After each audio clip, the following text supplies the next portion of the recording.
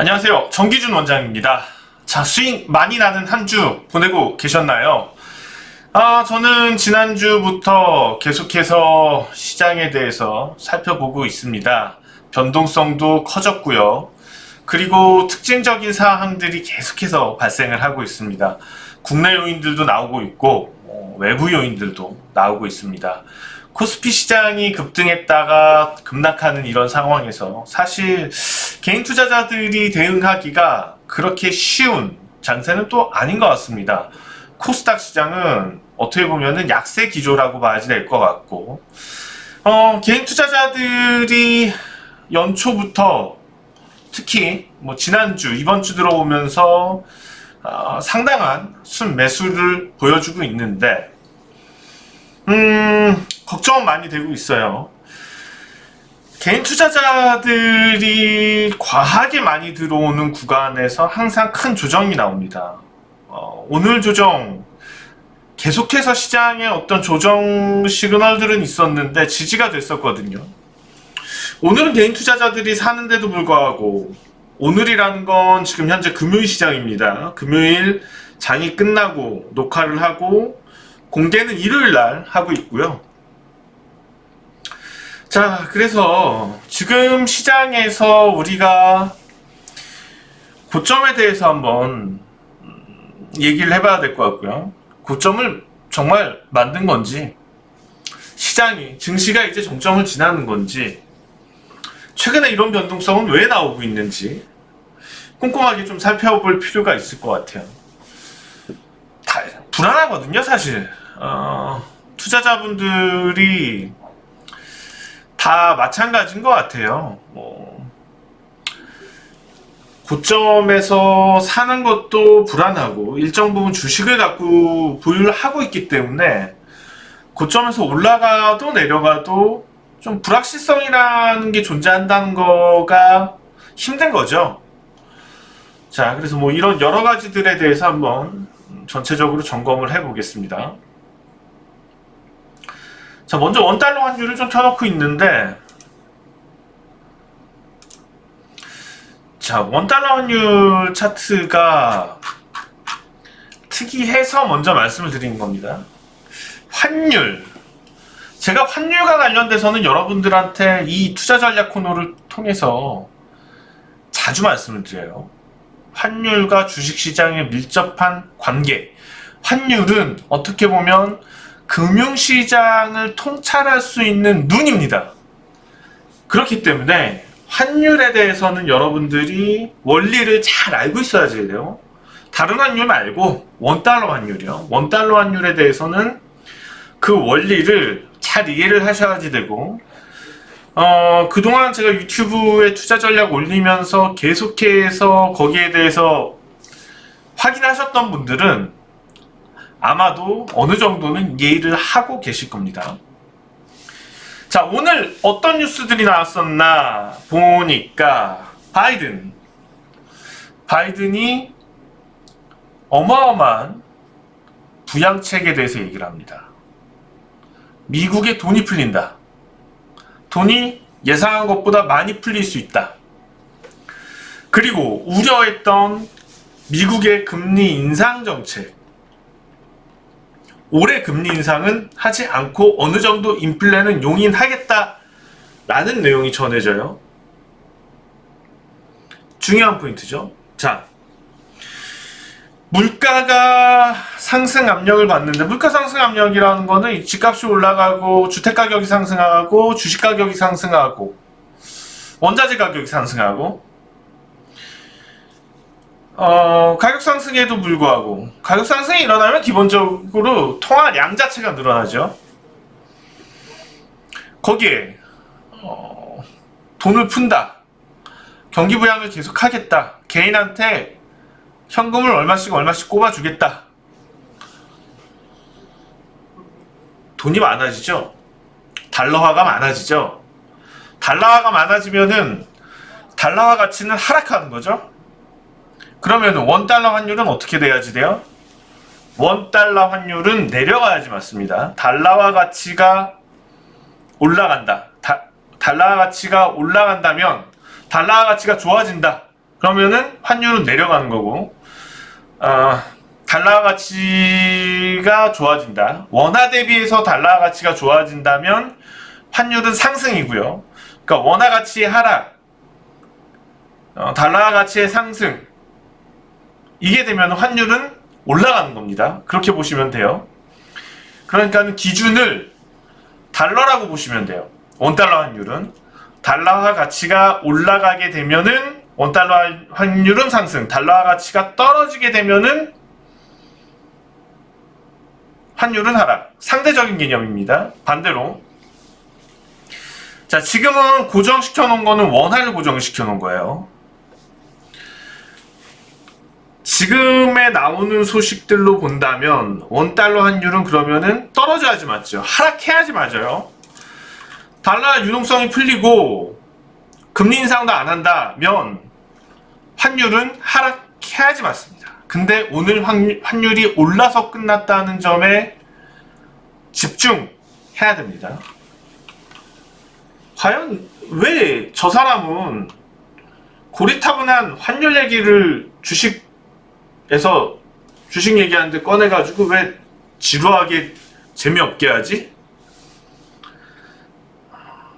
그러신 분들은 과거에 환율을 통해서 제가 주식시장을 어떻게 예측을 했는지, 환율 동향에서 원달러 환율 시장에서 코스피의 이런 급등 랠리를 미리 가늠을 어떻게 했는지를 이전 투자 전략들에서 파악을 하시면 돼요. 자, 환율이, 과거 환율이, 자, 이 시점이거든요. 이때 제가 투자 전략에서 강력하게 코스피가 랠리를 펼칠 거라고 얘기할 수 있었던 거는 바로 이 환율 상황을 보고서, 뭐 다른 여러 가지 조건들도 있었겠지만은 거의 7, 8할 정도는 환율 동향을 먼저 체크를 한 겁니다. 원화가 이 정도 강세를 보이고 있는데 코스피가 별 동향이 없다면 시간을 두고 조만간 급격하게 반영을 할 것이라는 거죠. 그만큼 주식시장의 환율 동향은 중요합니다, 여러분. 자, 우리가 업종 코스피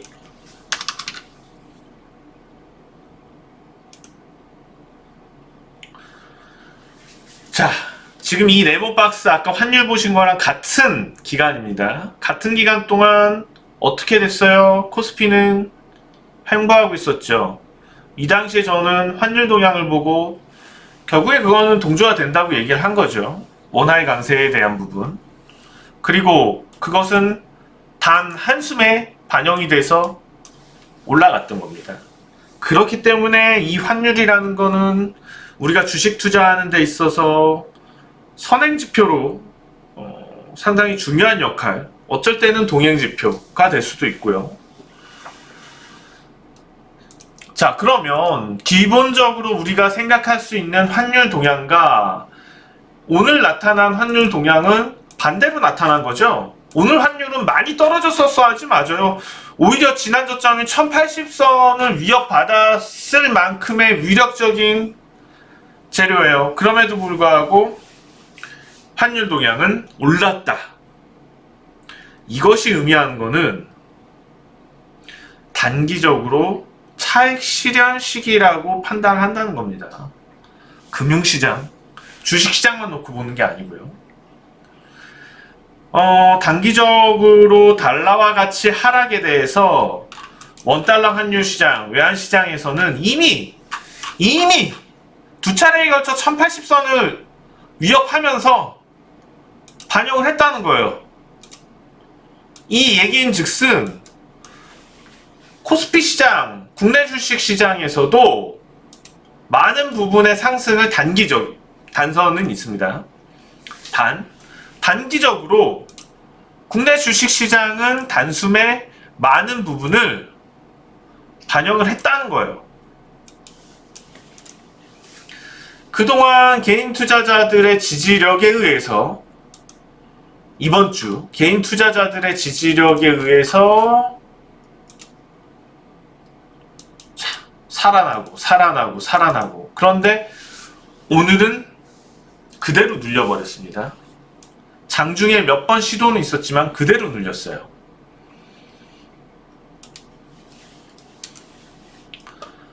자, 매매 동향 좀 보실 텐데요. 개인이 이번 주에 4조 4천, 2조 3천, 오늘도 2조 1천. 자, 외국인은 주간 단위로 순 매도를 보이고 있지 않다가 오늘 기관과 동반해서 7천억에 대한 순 매도가 나옵니다. 트레이딩성으로 볼 수 있지만 여기서 경고에 대해서는 우리가 확실하게 보고 가야지 돼요. 가장 무서운 거는 시장의 기대감이 떨어지는 겁니다. 제가 지난달 투자 전략에서 단기 시장 고점이 형성되는 그거에 대한 지표를 미국의 양적 완화라고 얘기를 했어요. 미국의 부양책이라고 얘기를 했어요. 미국이 돈을 더 풀겠다는 정말 풀린다라는 확신이 시장에 딱 지금처럼 들어와 버리면 많은 것을 시장은 기대감을 반영을 했고 이후에 기대감이 상당히 떨어진다고 보는 거죠. 그렇게 보이는 거죠. 지금 그러니까 오늘 하락은 물론 이제 북한 문제도 있고 이게 여러 가지가 있겠지만 이날리는 하락은 기대감에 대한 상실입니다. 기대감이 그 기대만큼 하지도 않은 것도 아니고 심리적인 거죠. 그냥 계속 이랬으면 좋겠다 하는데 그래 너 그래 라고 했을 때 기대감이 현실화되면서 손에 잡히면서 떨어진 상황. 자, 그러면 이게 본격적인 하락이냐, 본격적인 시장 하락이냐, 그렇진 않다는 거예요. 일시적인 하락일 뿐이에요. 문제는 투기적으로 어디까지 오를지 모르고 올라갔던 상승분이 존재를 합니다. 그 부분은 3천선부터 나타나요. 3천선을 넘으면서 여러 매스컴에서는 위험하다는 소리 하나도 안 하고 주의해야 된다는 소리는 하나도 안 하고 기대감만 계속해서 심어줍니다. 거기에 우량주에 대해서도 개인 투자자들은 아주 때로 몰려서 끌어올립니다. 단기에 들어왔던 자금이 무서운 거는 공격적으로 변할 수 있다는 거예요. 공격적인 매도로 변할 수도 있는 거고요. 언제 어떻게 매물로 나올지 아무도 모르잖아요. 그런 게 무서운 거예요. 단기적으로 들어온 자금은 단기에 빠질 수 있다는 무서움을 갖고 있습니다. 그렇다면 지금 상황에서는 어디까지 개인 투자자가 끌어올릴지 모르는 만큼 3천선 이후에 단기에 260포인트를 그냥 200-300포인트를 단숨에 그냥 끌어올렸어요. 그런 상태라면 또 지금 본격적인 다음 주 나타날 수 있는 추가 조정이 단기적으로 어느 시세까지 내려갈지는 아무도 예측을 못합니다. 이것도 시장이 기본적인 변동성을 벗어나서 아주 큰 변동성을 만들어서 이만했던 변동성이 이렇게 커진 상태에서 예측을 한다? 그럼 이 변동성 내에서 똑같이 하락도 예상을 해야 되는 거예요. 만약에 이 정도의 변동성에서 움직였다면 하락에 대해서도 이 정도의 변동성을 가지고 예측을 가능하겠지만 이만한 오버슈팅을 포함한 단기 오버슈팅을 포함한 변동성이 있었다면 이만큼의 또 하락 변동성까지 예상을 해야 되는 겁니다. 그러니까 우리가 예측할 수 있는 조정의 채널은 3천선 아래일 수도 있다. 많게는 2,900선일 수도 있다. 최대 2,900선까지도 봐야 됩니다. 여기서 나는 저점 정확히 알아. 내가 주식을 20년 했는데 귀신같이 저점을 내가 잘 찍거든. 자, 이번에 조정은 3,000이야. 아니면 뭐 2,800이야. 이거는 찍은 거죠. 감도 아니고 차트 분석도 아니고 시황 분석도 아니고 그냥 찍는 겁니다. 그런 거. 그런 얘기들은 무시하세요. 그렇게 움직이는 시장은 없습니다. 자, 만약에 시장 변동성이 작았다면 예측할 수 있는 범위의 채널은 작지만 지금은 시장 변동성이 컸기 때문에 예측할 수 있는 채널 자체가 넓어질 수밖에 없어요. 그래서 3,050선부터 3,050선에서 3,000선 그 사이부터 2,900선에서 2,920선, 2,900선대 초반, 그러니까 약 100포인트 정도가 예상 가능한 조정의 범위다고 보시면 돼요. 채널 폭이 너무 크죠? 근데 이렇게 얘기를 해줘야지 맞지. 아마도 뭐 2,900선일 거다 이런 거는 찍기죠. 네. 자, 그러면 제가 조정 관련돼서 추가 조정 가능성에 대해서 얘기를 드리면서 다시 올라갈 거라는 전제를 들었죠. 다시 크게 갈 거예요. 시장은 분명히 다시 크게 갑니다. 왜냐하면 미국에서 돈을 그렇게 풀어대는데 금리도 올리지 않는다면 이거는 전부 다 자산시장, 결국에는 자산시장으로 흘러들 수밖에 없어요. 어떻게 되었던 그렇게 돼요. 이게 왜 거지 같은 거냐 하면은 뭐 정치적인 얘기들 하고 그러면은 짜증이 나는데요. 자, 보자고요. 나라에서는 어마어마한 자금을 경기부양이라 그래서 개인들한테 나눠줍니다. 그거는 결국에 국가에는 부채가 되는 거죠. 아니면은 세금을 더 걷던가, 세금을 어디서 걷던가, 어디선가 많이 걷어야 되겠죠. 세금을. 한국의 예를 들어보면은 그런 것들을 위해서 세금을 많이 거두려고, 다른 부분에서 세금을 많이 거두려고 애를 많이 쓰죠. 결국에 세금을 많이 걷는다는 것은 생산 산업 활동에 위축을 줄 수 있어요. 그런 문제를 어느 정도는 줄 수는 있어요. 그렇지만은 그런 기능보다는 실질적으로 돈이 풀렸을 때 일시적인 소비 효과로 인해서 그 부분이 경기 활성화에 도움이 되는 경우들이 있습니다. 그거는 미국 같은 경우가 상당히 긍정적인 효과가 나와요. 왜냐하면 미국은 내수 소비 중심의 경제거든요. 내수 소비 비중이 경제 활동의 70%를 넘게 차지하고 있습니다. 반면에 한국은 다르죠. 한국은 그 부분이 차지하는 것은 제한적이죠. 많이 적죠.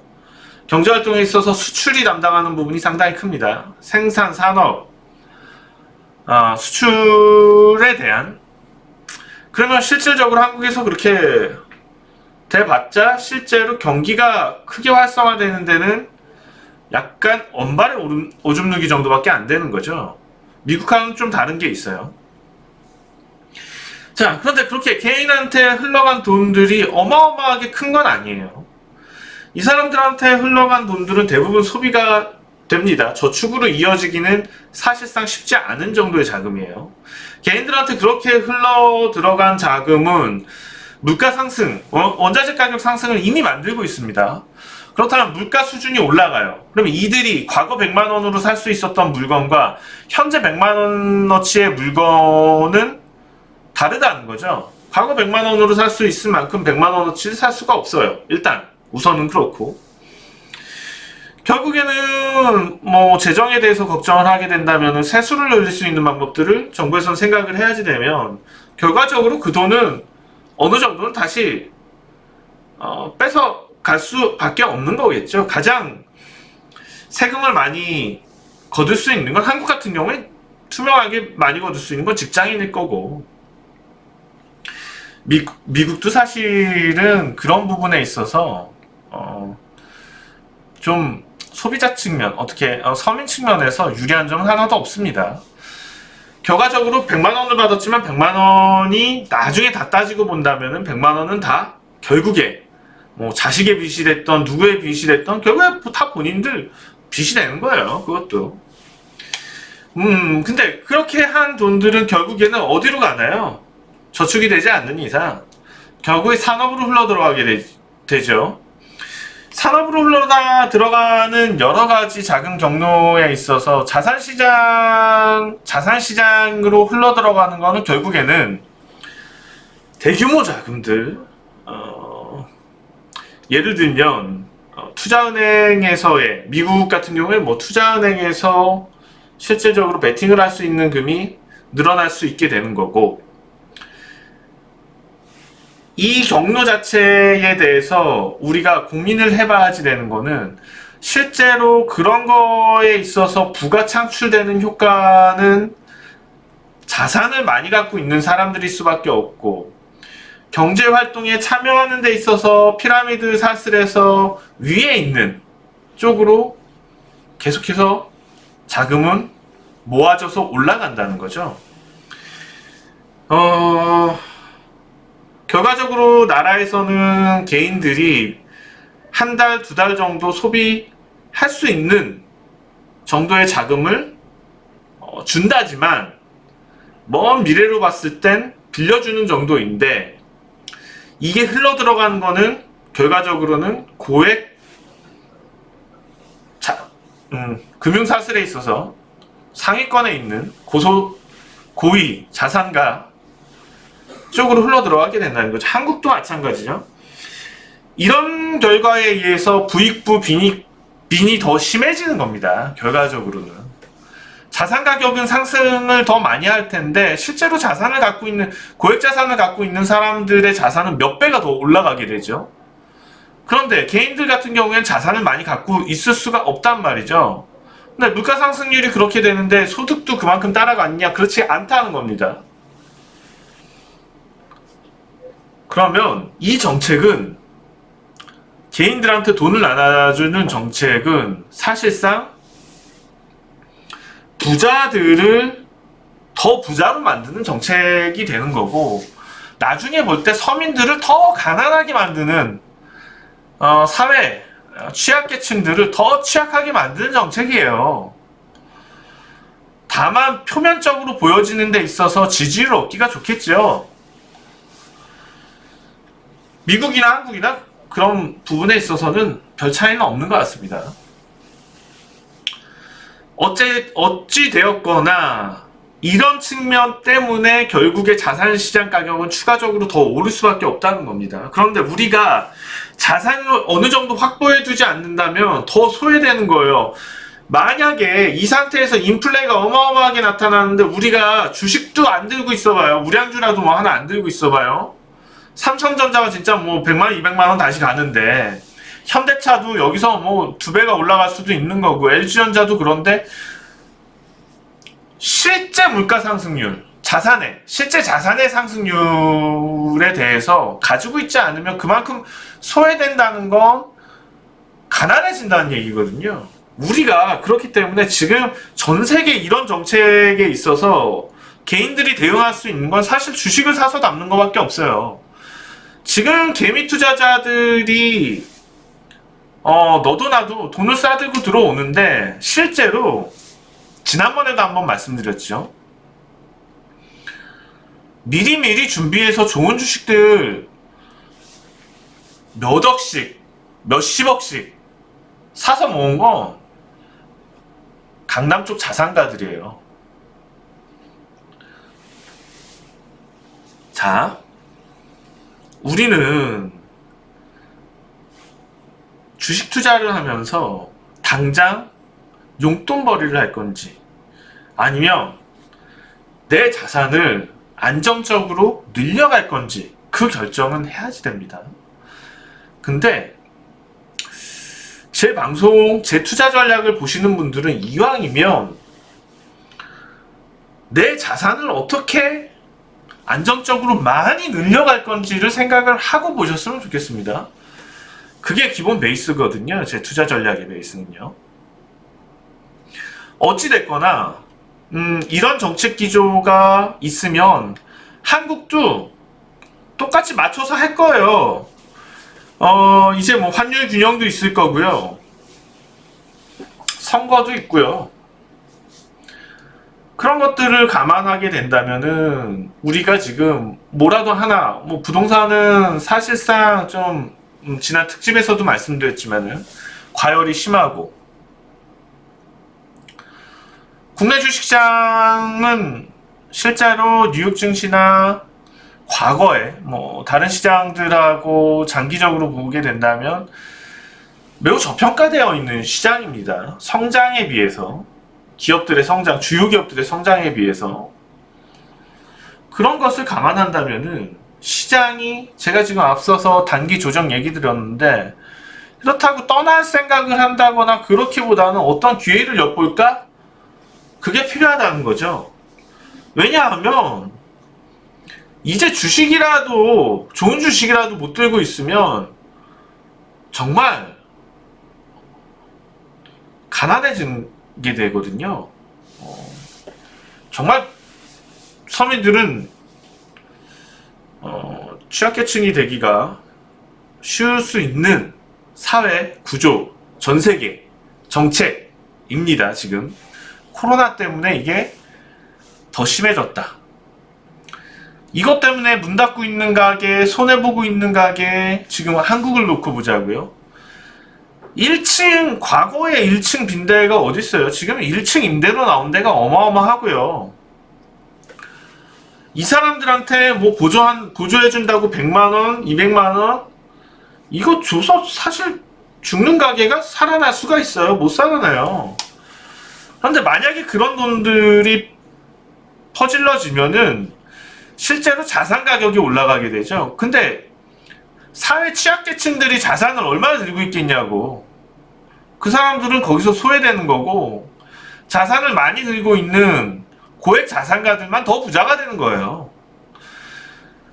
이런 위기 상황이 왔을 때 정부에서 경제 정책을 어떻게 펴야지 진짜 서민들한테 도움이 되는지는 펜으로 공부해서 나오는 게 아닌데, 표값 때문에 그걸 해서는 안 되는데 좀 안타까운 건 있죠. 카페 사장들이 들고 일어나는 것도 전 너무 이해가 됩니다. 정책의 단면들을 보게 되면 어떤 카페는 장사를 하게 해주고 어떤 카페는 장사하면 안 되고, 이게 뭐예요? 공평한 것도 없고 평등한 것도 없고 답답한 게 많이 있죠. 이번에 어찌되었건 우리는 그런 부분 여러 가지들 불만인 것들 생각할 필요 없이 기회가 됐을 때 좋은 주식들을 담아 놓으면 됩니다. 자, 아까 말씀드렸듯이 시장이 추가적으로 얼마나 더 조정을 받을지는 명확하진 않아요. 다만 오늘 있었던 이런 근거들을 보게 된다면은 조정의 가능성이 존재한다는 거죠. 있다는 거죠. 그러면 어떤 주식들을 사야지 되냐?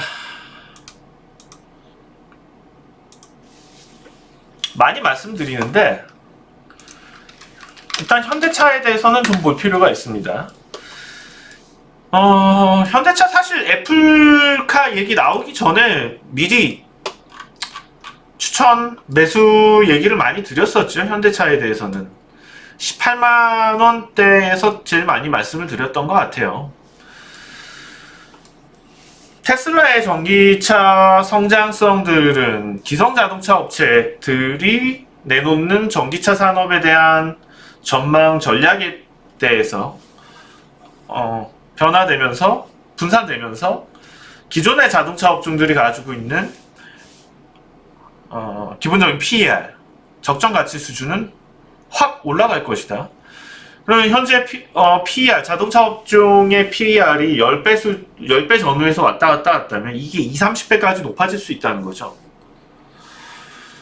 현대차가 애플카가 아니어도 올라가야지 될 명분은 저는 분명하다고 보고 있습니다. 산업의 패러다임과 주가는 뗄래야 뗄 수 없는 관계예요. 산업의 패러다임이 있으면 주가 상승은 어마어마하게 나타납니다. 현대차뿐만 아니고 전기차 부품과 관련된 종목들, 한국의 전기차 부품과 관련된 종목들에 대해서도 반드시 계속해서 주목을 해야지 될 거고요. 자, 그 다음에 LG전자도 계속해서 좀 눈여겨보는 게 좋을 것 같아요. 이것도 물론 전기차하고 연관될 수 있는데, 실질적으로 세계 백색가전 시장에서 선두를 가고 있는 업체의 주가 치고는 프리미엄은 없었다고 보여집니다. 그래서 LG전자에 대해서도 좀 계속 눈여겨서 보면 어떨까 생각을 하고 있고요. 이런 맥락에서 2차 전지 관련주들도 계속해서 좀 꾸준하게 관심은 가질 필요가 있다고 보여집니다. 핵심적으로 그렇다면 아직 한국에서 많이 오르지 못한 종목들은 은행주, 금융주, 그러니까 금융주나 건설주들 오를 수 있는 가능성, 명분도 사실 있는데도 불구하고 저평가됐거든요. 그러니까 섹터로 들어가서 한국의 저평가 종목들을 찾으려면 상당히 많아요. 그렇기 때문에 지금도 아직까지 우리는 주식시장에서 먹을 게 많이 있고 기대를 많이 해야 된다는 거죠. 쉽게 끝날 랠리는 아닙니다. 그리고 또 우려하고 생각하는 것처럼 아주 큰 조정이 중간에 나타나기도 어려울 거라고 봐요. 자, 그러면 LG전자를 가지고 있지 않다면 언제 사야지 되느냐?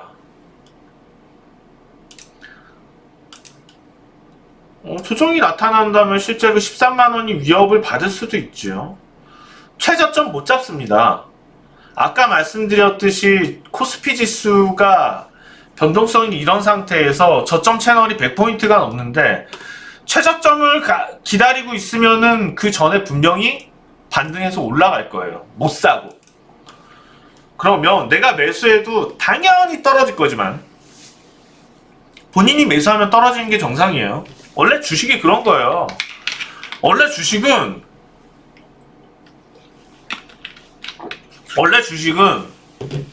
본인이 매수하면 떨어져서 주식이에요. 저는 그렇게 주식이라는 용어를 정의한 적도 있습니다. 주식은 매수하면 떨어지는 것. 자, 공식이에요. 매수하면 떨어진다. 외워두세요. 매수하면 떨어질 건데 한 번에 몰빵 칠 건가요? 매수하고 떨어질 거니까 매수해놓고 더 떨어지면 그때 더 많이 사지? 자, 그게 정답이죠. 근데 매수했는데 더 안 떨어지네? 그럼 그것만 가지고 수익 나면 되죠. 그렇기 때문에 저점, 최저점 매수 잡을 거 생각하지 마시고 어느 정도 조정이면은 그냥 매수하세요. 더 떨어지면은 그때 덜 산 거 사든지 아니면 올라가는 거 확인해서 사든지. 당장 이 가격권들이 중요한 건 아니고 이후에 얼만큼 올랐을 때 매도하느냐가 더 중요하거든요. 그래서 평균 단가를 잡는 겁니다. 자, 그리고 단기적으로 우리가 좀 신경 써 볼 만한 종목에 대해서 다음 주 안랩을 좀 보고 있는데요. 물론 이제 안철수 서울시장 예비 후보 관련된 종목들이 많이 있을 거예요. 그 중에서도 최근 들어서 대표적으로 안랩이 움직였고, 써니전자 이런 종목도 관련주인가요? 그쵸? 여러 가지 관련된 종목이 있을 것 같은데, 이번에 서울시장 쪽이 당보다는 사람을 보는 것 같습니다. 당과 상관없이 사람을 보고 서울시장이 선출이 될 가능성이 있다면 단연 안철수 지금 당 대표의 가능성이 좀 있지 않을까라고 판단이 됩니다. 단기적으로 좀 서울시장 관련돼서 조용했던 것 같은데 한번 재부각될 수 있을 것 같아서 단기적으로 좀 관심을 가지면 어떨까 생각해서 말씀을 드립니다. 자, 이번 주 투자 전략은 조정과 관련된 얘기를 하느라고 좀 이런저런 얘기를 했던 것 같아요. 현실적인 얘기도 드렸고, 왜 우리가 주식시장은 조정을 보이겠지만 이후에도 랠리가 왜 강하게 펼쳐질 건지에 대해서, 그리고 자산시장에서 가격이 당분간 왜 유지가 될 거고 거기에 참여하지 못한다면은 상당한 소외가 될 거다, 뭐 이런 내용들. 그 다음에 제일 먼저 환율 얘기들도 좀 진중하게 했던 것 같습니다. 자, 뭐 다소 지루할 수 있지만 다음 시간에도 구독자가 많던 적던 저는 제 얘기를 할 거고, 여러분들도 좀 매니아층이 형성이 되면 좋겠습니다. 구독과 좋아요를 눌러주세요. 자, 지금까지 정기준 원장이었습니다. 다음 주에 뵙겠습니다. 고맙습니다.